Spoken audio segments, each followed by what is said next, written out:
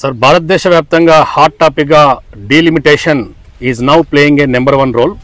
మరి డీలిమిటేషన్కి వ్యతిరేకంగా వివిధ పార్టీలు కూడా ముక్త కంఠంతో వ్యతిరేకిస్తూ ఉన్నాయి.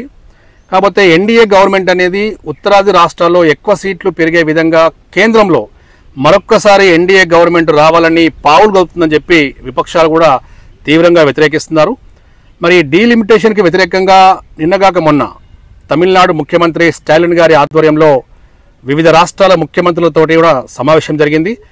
ఈ సమావేశానికి తెలంగాణ రాష్ట్రం నుంచి ముఖ్యమంత్రి రేవంత్ రెడ్డి గారు, కేరళ ముఖ్యమంత్రి పినరై విజయన్ గారు, పంజాబ్ ముఖ్యమంత్రి Bhagavanth Singh Mann garu, Karnataka deputy chief minister DK Shivakumar garu, మరియు టీఆర్ఎస్ పార్టీ నుంచి కేటీ రామారావు గారు, ఒరిస్సా మాజీ ముఖ్యమంత్రి నవీన్ పట్నాయక్ గారు కూడా పాల్గొన్నారు. మరి డీలిమిటేషన్పై వ్యతిరేకంగా విపక్షాలు చేస్తున్న పోరాటంపై ఒక సీనియర్ రాజకీయవేత్తగా, సీనియర్ పొలిటికల్ సైన్స్ ప్రొఫెసర్గా మీరు ఎలా స్పందిస్తారు? ముందుగా జై స్వరాజ్ టీవీ అట్లాగే శంకర్ గారికి హృదయపూర్వక కృతజ్ఞతలు, శుభాకాంక్షలు. ఒక మంచి విషయాన్ని ఈరోజు చర్చకు నన్ను ఆహ్వానించినందుకు మీకు ప్రత్యేకంగా కృతజ్ఞతలు, అట్లాగే జై స్వరాజ్ టీవీకి కూడా కృతజ్ఞతలు తెలియజేస్తా ఉన్నాను. సో ముఖ్యమైన అంశాన్ని మనం చర్చించడానికి పూనుకుంటున్నాం. దేశవ్యాప్తంగా ఈరోజు హాట్ టాపిక్గా మారినటువంటి విషయం డీలిమిటేషన్. అసలు డీలిమిటేషన్ అంటే ఏంటిది అనేది అందరికీ అర్థం కావాల్సినటువంటి అవసరము ఉన్నది. సో రాజ్యాంగం అనేది భారతదేశానికి స్వాతంత్రం వచ్చిన తర్వాత పరిపాలన జరుపుకోవడం కోసం రూపొందించుకున్నటువంటి మౌలిక శాసనం. దానికి అనుగుణంగా పరిపాలన జరుగుతూ ఉంటుంది. అయితే మారుతున్న పరిస్థితులకు అనుగుణంగా అందులో మార్పులు తీసుకురావడానికి కూడా ఏర్పాటు చేయడం అనేది జరిగింది. ఆ లెక్కన మనం రాజ్యాంగం ప్రకారంగానే అన్ని విషయాలని అర్థం చేసుకోవాల్సినటువంటి అవసరము ఉన్నది. కాబట్టి ముఖ్యంగా నేను చెప్పదలుచుకున్న విషయం ఏంటంటే, భారతదేశం అనేది ఆర్టికల్ 1 ప్రకారంగా రాష్ట్రాల యూనియన్. అంటే ఇది పూర్తిగా సమాఖ్య ప్రభుత్వం కాదు, అంటే సమాఖ్య రాజ్యం కాదు, అట్లాగే ఏకకేంద్ర రాజ్యము కాదు. సమాఖ్య రాజ్యం అంటే అమెరికా, అట్లాగే ఏకకేంద్ర రాజ్యం అంటే బ్రిటన్. ఈ రెండూ కాకుండా ఒక కొత్త రకమైనటువంటి దేశాన్ని లేదా భవిష్యత్తు భారతాన్ని నిర్మించడం కోసం ఆ పదాలు వాడటం జరిగింది. ఆర్టికల్ 1 ప్రకారంగా India that is Bharat is A union of states అని చెప్పి పేర్కొన్నారు. ఇది ముఖ్యమైనటువంటి అంశం. అయితే ఈ యూనియన్ ఆఫ్ స్టేట్స్లో రాష్ట్రాలు చాలా ముఖ్యం. ఈ రాష్ట్రాలు ముఖ్యం అనే దానికి ఒకప్పుడు ఎన్టీఆర్ బతుకున్నప్పుడు కేంద్రం గురించి మాట్లాడుతూ ఆయన కేంద్రం మిథ్య అని అన్నాడు. కేంద్రం అంటే ఏమిటి అని అన్నాడు. ఈ రోజు కూడా ఈ ప్రశ్న ముందుకు వస్తున్నది. రాష్ట్రాలు లేకుంటే కేంద్రం అనేది ఎక్కడ ఉంటుంది? కాబట్టి రాష్ట్రాలే కీలకం. మరి అటువంటి రాష్ట్రాల యొక్క ప్రాతినిధ్యం లేకుండా కేంద్రం అనేది ఏర్పడదు. కాబట్టి దీన్ని దృష్టిలో ఉంచుకొని రాజ్యాంగం ఏం చెప్తున్నది డీలిమిటేషన్ గురించి అనేది మనం అర్థం చేసుకోవాల్సినటువంటి అవసరము ఉంది.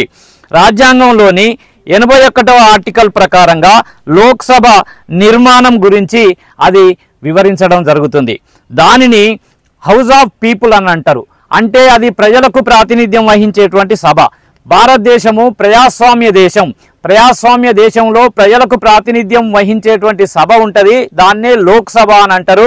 ఈ లోక్సభ అనే పేరును 1954లో పెట్టడం అనేది జరిగింది.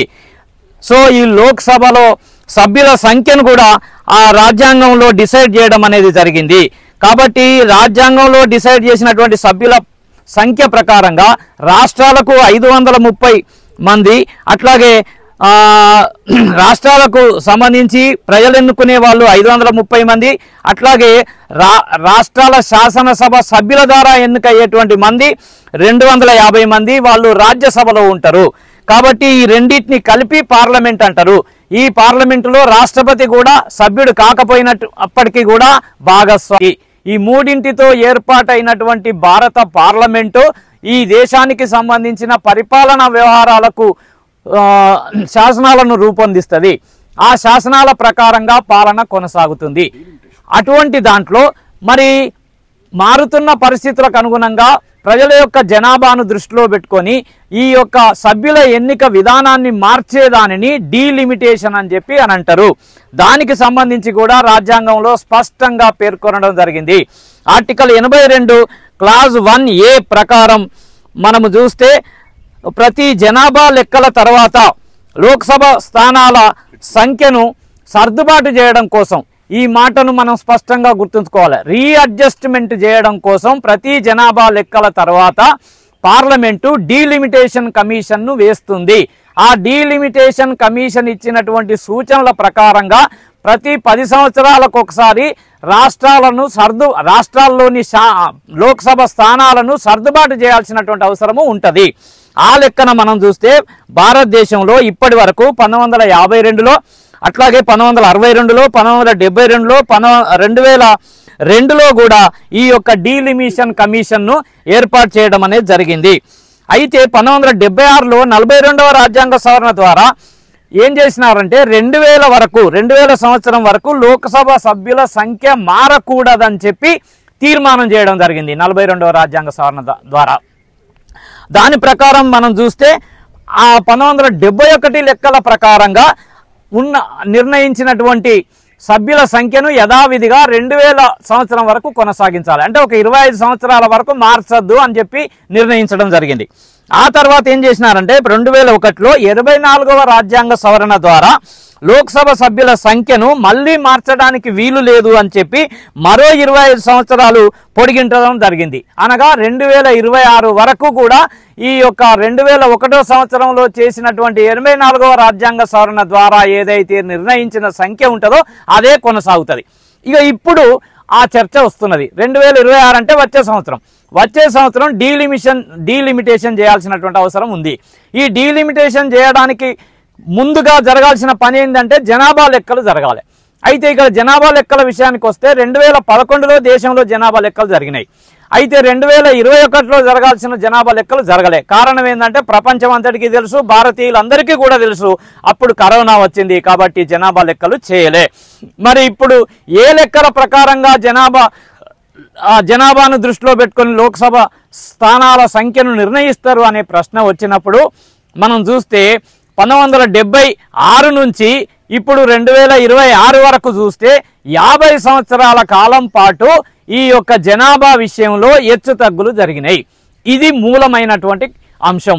ఈ అంశాన్ని దృష్టిలో పెట్టుకుంటే నార్త్ ఇండియాలో అంటే ఉత్తర భారతదేశంలో జనాభా పెరిగింది, దక్షిణ భారతదేశంలో జనాభా తగ్గింది.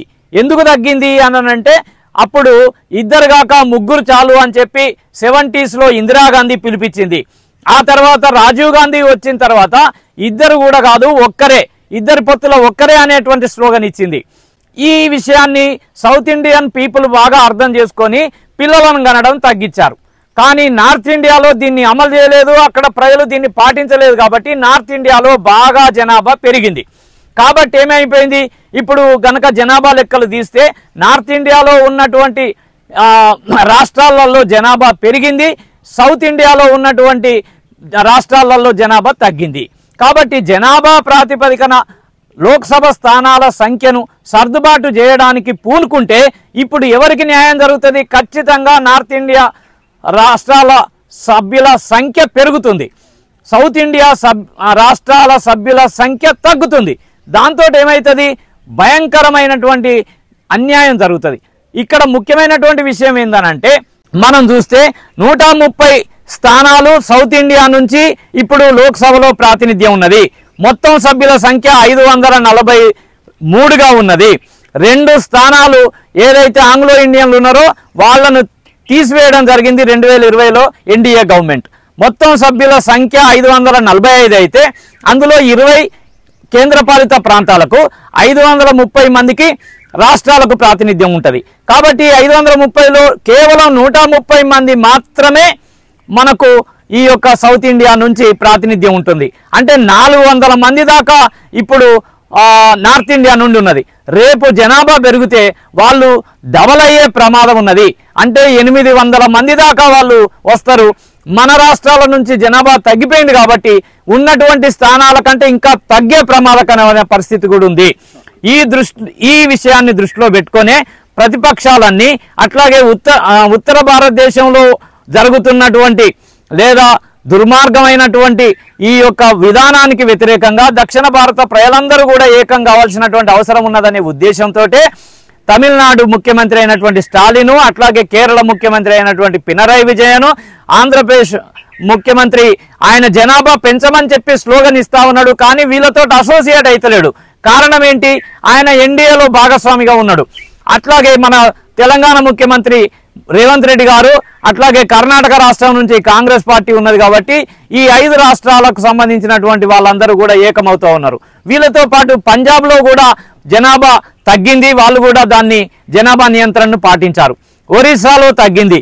ఈ తగ్గిన రాష్ట్రాలకు అన్యాయం జరుగుతున్నది కాబట్టి తగ్గిన రాష్ట్రాల నుంచి వచ్చినటువంటి ప్రతినిధులందరూ ఏకమైపోయి కేంద్రానికి వ్యతిరేకంగా, అంటే ఉత్తర భారతదేశాన్ని నడుపుతున్నటువంటి బీజేపీకి వ్యతిరేకంగా వీళ్ళందరూ కూడా ఒక్కటైనటువంటి పరిస్థితిని మనం గమనించవచ్చు. ఈ క్రమంలో ఒక సాధారణమైనటువంటి రాజ్యాంగ విషయాలను నేను సివిల్స్ విద్యార్థులకు విశ్లేషిస్తూ ఎక్స్ప్లెయిన్ చేసేటువంటి ఒక మాస్టర్గా నేను చెప్పేది ఏంటంటే, ఎప్పుడైనా కూడా రాజ్యాంగంలో పేర్కొన్నట్టుగా హేతుబద్ధంగా ఏదైనా జరగాలి అని చెప్పి చాలా స్పష్టంగా ఉంది. రేషనల్ థింకింగ్ తోటి డిసిషన్ తీసుకోవాలి కేంద్రం. రేషనల్ థింకింగ్ తోటే అన్ని పనులు చేయాలి. ఏ ప్రాతిపదికగా ఇవి పునర్విభజన జరిగినా లేదా మార్చినా కూడా హేతుబద్ధత మాత్రమే క్రైటీరియా అని చెప్పింది.